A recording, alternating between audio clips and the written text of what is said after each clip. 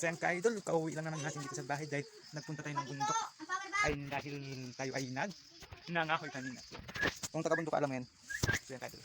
At so yan aming munting palan. Mga ka-idol, binabalatan ng ating nanay na masipag.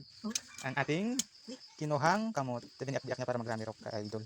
So yan. So ganyan lang sa ka-idol, patuloy na matitigas sa parte. So yan. Ganyan magbalat ng kamuting kahoy ka-idol. So yan na ka-idol, tapos nang balatan. Sabay biak, sabay ganyan, sabay ganyan, sabay ganyan, sabay ganyan. So yan ka-idol.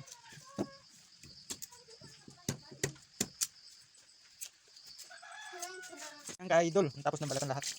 Hugasan na lang siya ka-idol at iluluto na sa mamaya. So ito ipapakita ko lang sa ka-idol, diyan namin yung niluluto sa aming silin. Sa naulo silin. At ito ka-idol.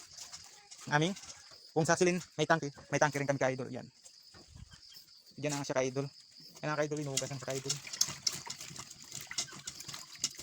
Yan ang aming mother na masipag. So natin sa kaldero para siya lutuin ka-idol. Para siya iluto natin sa kaldero. So yan ka-idol, lagyan ng tubig. Sakto na yung sa ka-idol ng tubig niya. At isasalang na siya ka-idol. So yan, isasalang na sa aming silin. So yan, isasalang sa aming konting ayos-ayos lang ang ating silin dahil malakas yan sa kumpara sa silin talaga idol. Napakaangas. So yan ka-idol, sinalang na nga. Paputin natin kasi ka-idol. So yan ang aming. Titindig na ba yan? O, di ba ka-idol, may silin?